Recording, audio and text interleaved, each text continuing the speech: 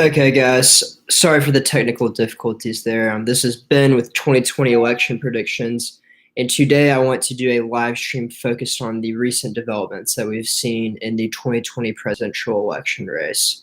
And I'll give some time for you to join the live stream, and then I would love to y'all to go to the chat, and so I can answer some questions here.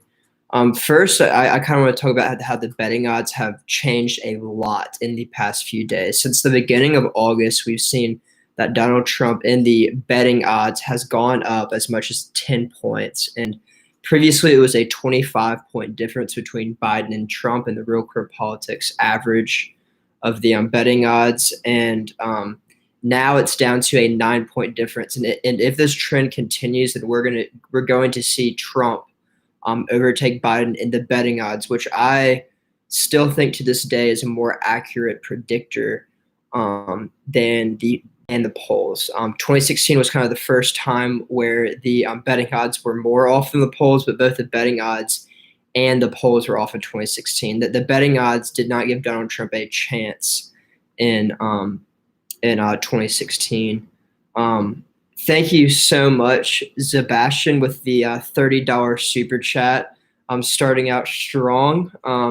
Hopefully, if y'all can, and if y'all have the means, I would love to see that. And I would love for y'all to please ask some questions in the chat, because there's a lot of things that have changed recently with the DNC, the RNC. So please ask some questions so I can answer some stuff briefly. And yes, I just monetized the channel, so you do have the option to do some super chats here, and that was very, very generous of Sebastian. So he's been one of my loyal fans from day one. But anyway, to kind of focus more on the political sides of things, we have seen recently in Nate Silver's election forecast that we've actually seen Trump has improved too. So it's not just perception, but I think we've seen a change in the polls. There was a poll out of Wisconsin, but by 1 point. I think that is going to be like there weren't even any polls in 2016 that had Trump up at all in these states. So I guess that is a good sign from the Trump campaign that there could be some room to grow in the Rust Belt, because in June, July, we saw even some double-digit polls or some polls where Trump was down double digits in the Rust Belt. So he needed to make up some ground there, and he's starting to. And if the trend continues, then I think he can kind of carve into some of Trump's support. So I see a chat. Hi, Ben. I was wondering if you think Trump has a better chance in Minnesota than Arizona. So I did a video about this the other day where I said that Minnesota could be the most competitive out of the Rust Belt.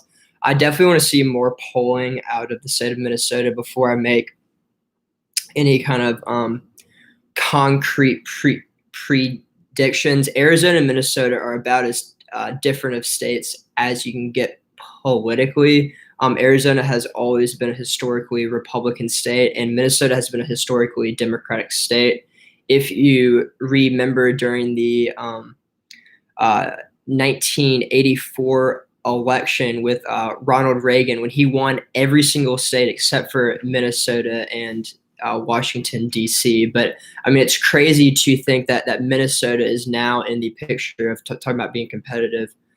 Right now, I think Arizona is going to be a little bit more competitive than Minnesota. I think Arizona right now might actually tilt towards Trump just slightly.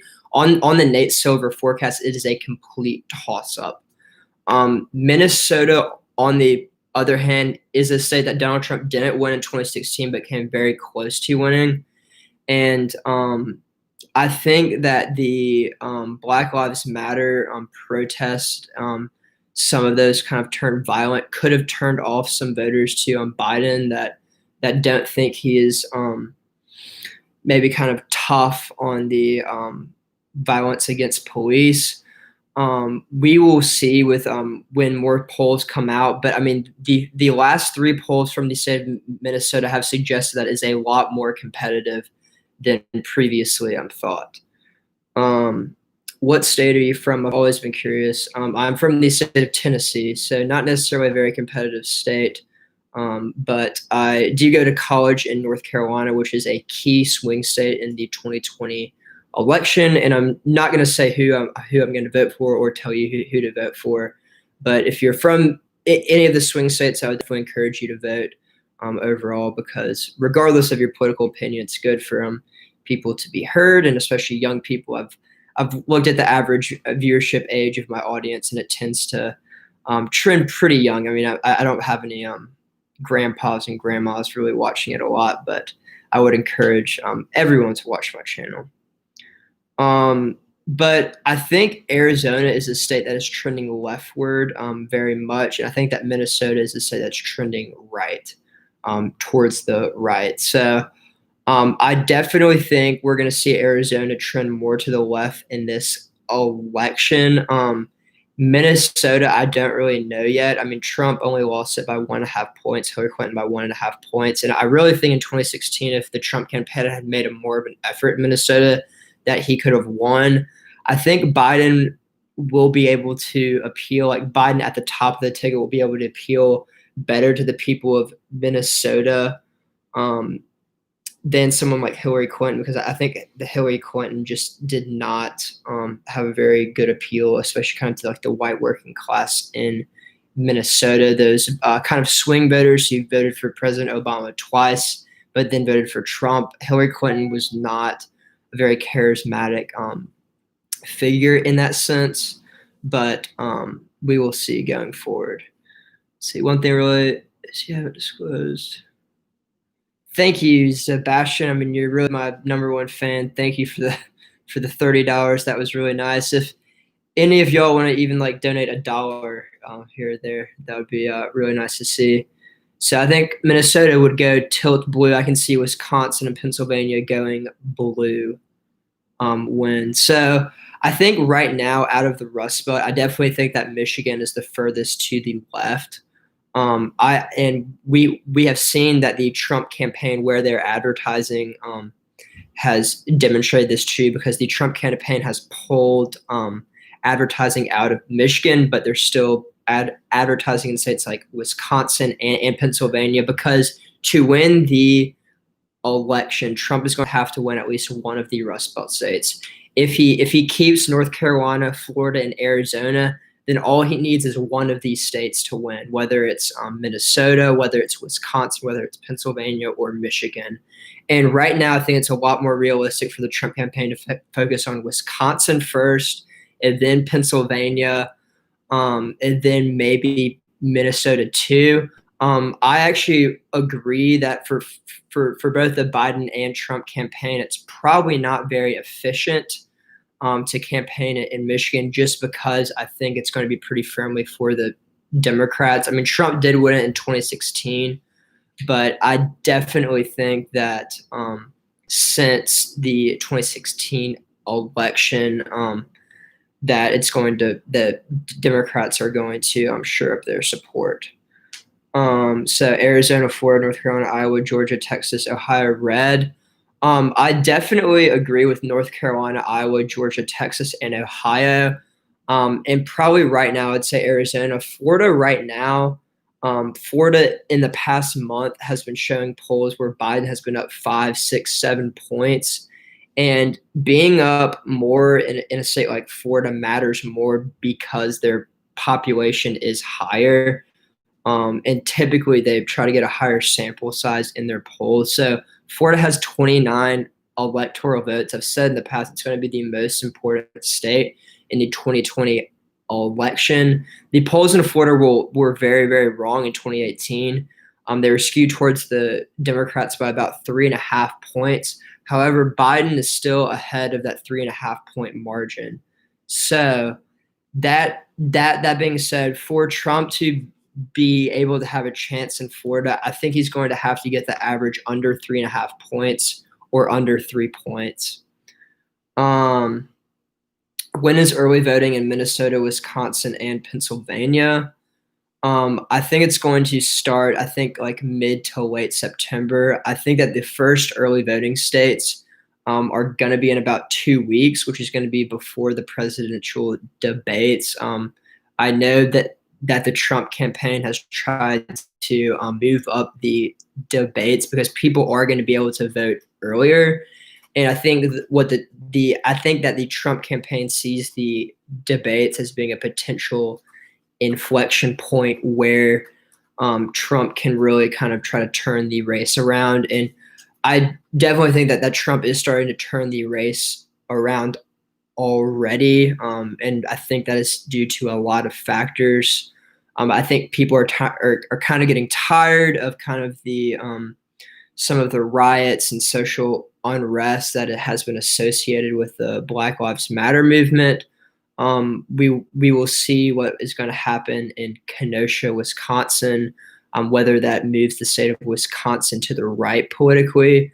It's really hard to predict now, and I I hate talking about all these of events that have a lot of significance just in political terms, but being an election channel, that's what I'm kind of designed to do. Thank you, Sebastian, again for the super chat. If any of y'all feel so obliged to do a super chat, I'd really appreciate it. Let's see if Biden wins Florida or Michigan, the election is over, and that is true. I think if Biden wins Florida, then he's definitely going to win Michigan. So if Biden wins Florida, I think that the election is over. I think the Trump campaign should focus a lot of energy in Florida, and so should the Biden campaign. If I were a Biden surrogate, because I think Florida is going to be very hotly contested, and Biden has made significant inroads there. I've seen some of his ad campaigns that are targeting the senior vote. And I mean, he's spending a lot of money on TV ads on the senior vote. And that is actually where we're seeing the most movement in terms of differences from 2016. In the state of Florida, Trump won the senior vote by 17 points. And in the polls, we've actually seen that the senior vote in Florida is tied, which is a really bad sign for Trump. And Trump is going to have to shore up that senior vote. And I think what he's going to try to do is try to kind of portray Biden as kind of a more radical figure in the Democratic Party, which I think will be hard to do because in the Democratic primary, Biden was kind of seen as a moderate. Since he kind of won the Democratic primary, he has actually kind of moved farther to the left than I kind of would expected. He's really trying to reach out to the progressives because I think he realizes that he needs all their votes, and there was a lot of Bernie supporters in 2016 that didn't vote for Hillary Clinton because they just really felt like they were excluded from the DNC and they thought it was rigged. So Biden has definitely tried to appeal to all parts of the big tent of the Democratic Party, which I think could backfire among some more moderate voters who might see Biden as more of I don't like Trump, and I'm typically more conservative. So, but I can stomach voting for Biden. If Biden moves further to the left, and I think this is going to be a lot harder for a lot of moderates to stomach. And I mean, Trump is loving how Biden is kind of slowly moving further to the left. So we will see how much that will continue. Let's see. The RNC has been plunging badly in ratings compared to the DNC. I really don't think that the ratings really will matter that much. I mean, I'm really not watching the RNC right now. You aren't watching the RNC. This probably wasn't the best time to do a live stream, considering that is on. And I mean, I do think that the RNC and DNC are very important, but I just think kind of given the circumstances, like having it be online, and like just because so many people are polarized and there's so many other things happening, I think they're going to have less of an impact this go around. In past campaigns, we've seen convention bumps. Trump had a pretty significant convention bump in 2016, and so did Hillary Clinton. I mean, there was a poll that had Trump up by 3 points in the national vote after his GOP convention in 2016. I don't think we're going to see that this go around. And for the Democrats, we actually saw that as the DNC went further, Biden actually kind of plunged in the betting odds, which is kind of ironic because normally you get a convention bump. So if Trump can continue on the same path that he's going on now, he could kind of receive what we would call a convention bump. But I think it will mainly be due to kind of some of the trends that we're already see happening. Trump will win the election but lose the popular vote. I mean, I definitely think that if Trump wins, it will be without the popular vote, just like in 2016. I saw an article that said that Hillary Clinton is advising Biden not to um, give up the election, even if it appears that he's down. So that was a little startling. And I think if Trump wins without the popular vote this time, which I think is kind of the only scenario where he would win the electoral college and he would be re-elected as president, that the Democrats are going to try very, very hard to kind of change the way that we do elections, and they're going to try to get rid of the electoral college. So we will definitely see kind of what the political ramifications are if Trump does win again without the popular vote. Do you think early voting will help Biden since he would have a bigger lead compared to election day? I definitely think this could be the case, and I've talked about mail-in voting in the past. I think that mail-in voting will be more democratic because I think that a lot of Republicans will try to vote in person because the coronavirus has been so politicized. So I really think what we could see is Trump is ahead on election night because the mail-in votes will come in later, and we will actually see Biden or Trump's lead get smaller and smaller, and then maybe Biden will win, which I think will be very heavily contested if Trump is ahead by a significant margin on election night. I'll be very interested to see how the different media channels like CNN, Fox, like if they call the race on election night, which I think will be very, very hard to do considering some of these mail-in ballots take a while to kind of process and count. So I think this will be a very, very unique election on that front. The betting odds from Biden went down to, yeah. So, I mean, Biden's betting odds have gone down a lot. He still is in the lead. He still is the betting favorite. And he is ahead in every single model that I've seen. But if Trump continues kind of rising the betting odds and Biden continues to fall, and that honestly kind of seems like the path we're going in, I could easily see Trump retake the lead in the betting odds. Trump has always been the betting favorite ever since about June. I think it's very possible for Trump to retake his position as the leader in the betting odds, but I honestly don't think that Trump is going to retake his lead in the models, like silver models or the economist model, just because I don't think there's enough time towards election day. But Trump won the 2016 election, even though that Nate Silver said he was the underdog. And Trump is actually doing better in Nate Silver's model right now than he was on election day in 2016. I think that Biden's approach to Bernie will lead to a Trump victory. I think this is very possible. I think what Biden is doing is kind of very hard right now. He's trying to kind of play it both ways.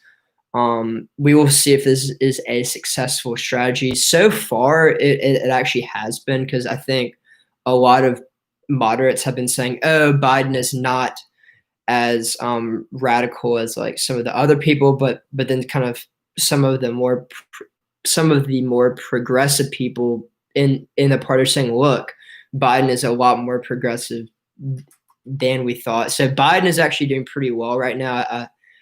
I would say kind of showing face on both sides, and we will see if he can continue successfully.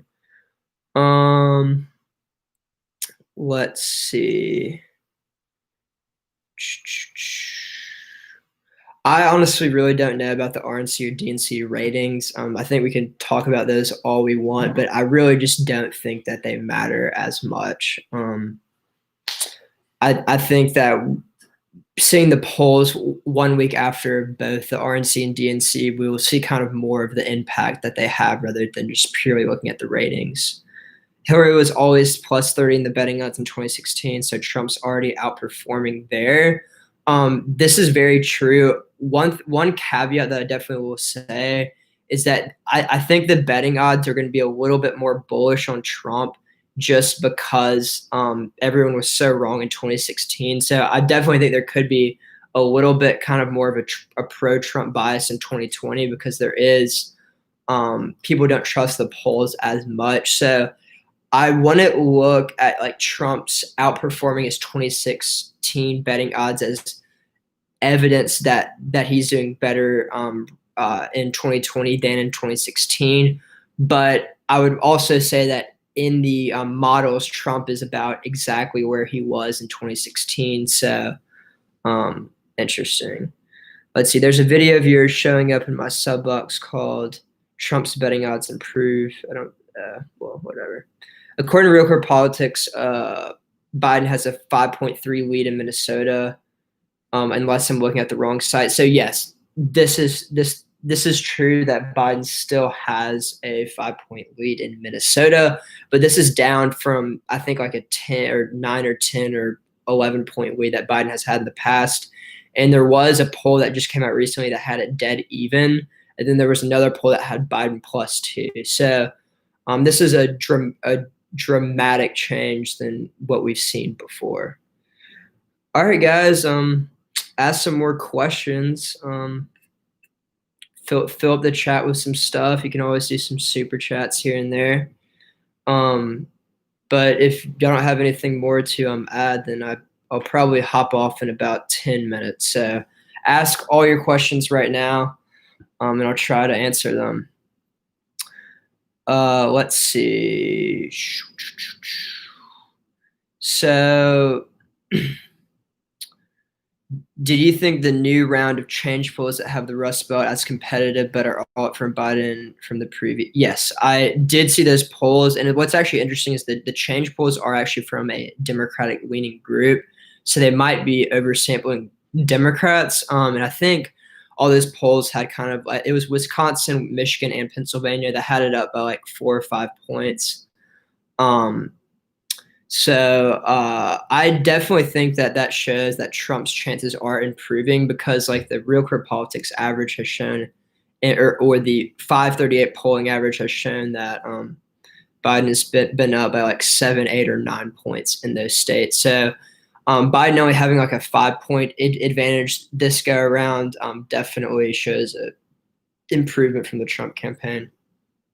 Let's see. Anything to say about the national poll that had Trump only down by 1 point?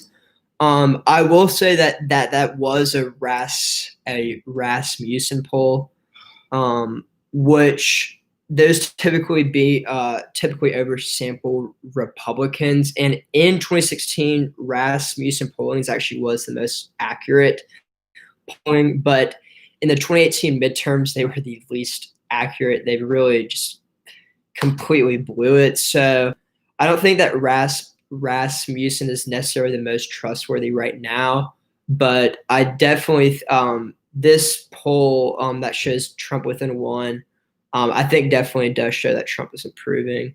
What inspired you to make this channel? Well, in March when I was in quarantine, I was pretty bored, and typically I kind of talk to my friends about politics and campaigns and elections, but once I was socially isolated, couldn't really talk to anyone, so I decided to make my own YouTube channel, and it's been pretty good. I've enjoyed it, even though I'm not very tech savvy, so I've had a lot of room for improvement.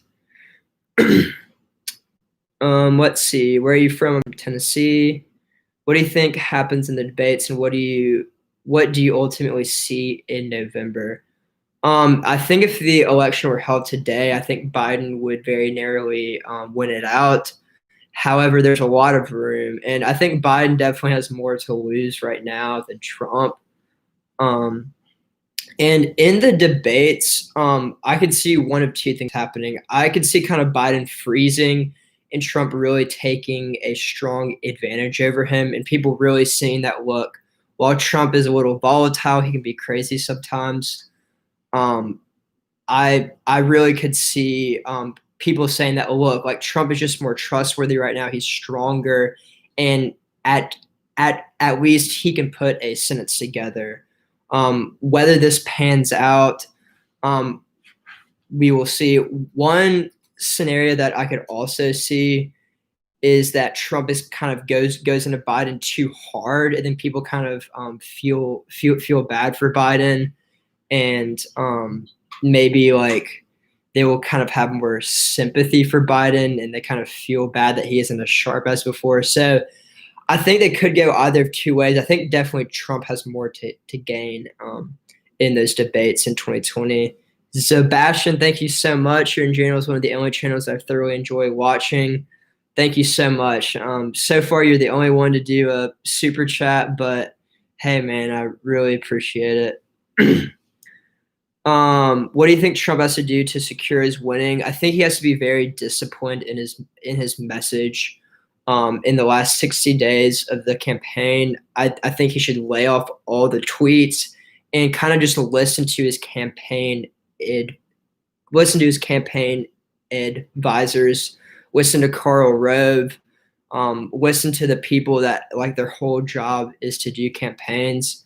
And I think he should just, maybe even take some risks. I mean, in the past like 30 days, he's done a lot of different ex, a lot of different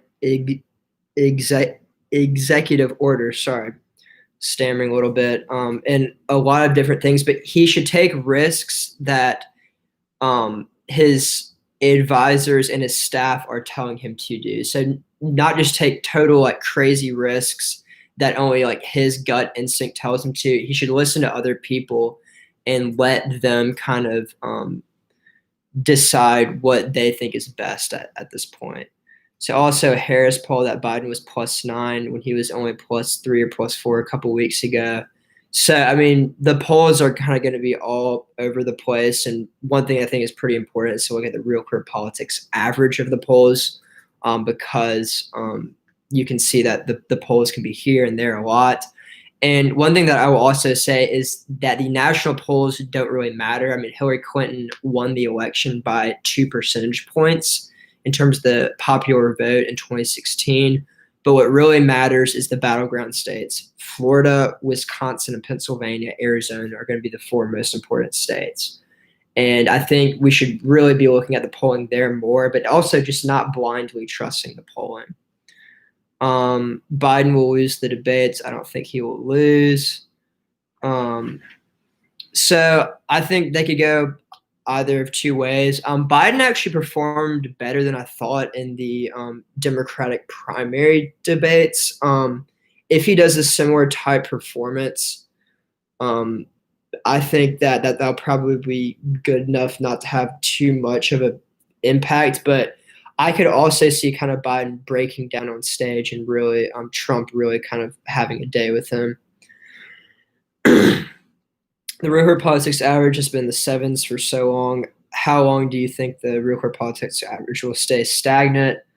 I think that it's going to slowly move. So I don't think we're going to see large jumps up and down, but I think that we'll see like slow trends. And I really think that the betting odds are going to be a better predictor, a better indicator than the polling averages. If you look at Biden versus Sanders 1-on-1, Biden actually did better than he did with the other Democrats. Yeah, so Biden could do well at the debates. It's really going to be. I think we're all going to be watching those debates very intensely, and I'll definitely want to do a live stream after the debates to comment on them. The RNC is honestly more boring than I thought it would be. I haven't really watched it very much. Would you ever consider doing an analysis of other YouTubers' predictions? Yeah, sure. And I've asked them to do collaborations. They still haven't responded to my emails, but I would love to do that, whether it's just like kind of watching them. I definitely think LTE is a little bit biased to the left, and I think that Red Eagle Politics is definitely biased to the right. I tend to think that election prediction officials is probably the most realistic. I think that LTE is probably a little bit more accurate than Red Eagle, but I definitely see some left-leaning bias with LTE. And I don't mean to kind of like talk down on, because I really like them and they kind of inspired me. Have you ever thought about running for politics? Maybe really far down the line. I'm pretty young there right now. All right, guys. Well, it's been 30 minutes. I really appreciate you all coming to watch my live stream. Thank you all for the super chats. And if you have one final question, I'll wait like 30 more seconds. But other than that, thank you all, and I will see you guys later. Who is going to win eventually according to you? I think right now, as it stands, that I think that if the election were held today, I think Biden would win. But honestly, I think it's a pure toss-up. And I hate to say that right now. But I think that Trump is going to improve. And I think when it comes to election day, I think what's going to matter more than whether people like Trump or Biden is like how many people get out to vote, and also how voting by mail goes, because I think we could see an election day disaster with voting by mail. I think there could be voter fraud. I think there could be like holdups with the postal service. I mean, there's concerns about funding. So we will see. All right, guys. Really appreciate talking to you. I'll try to do these live streams more. Thanks, guys.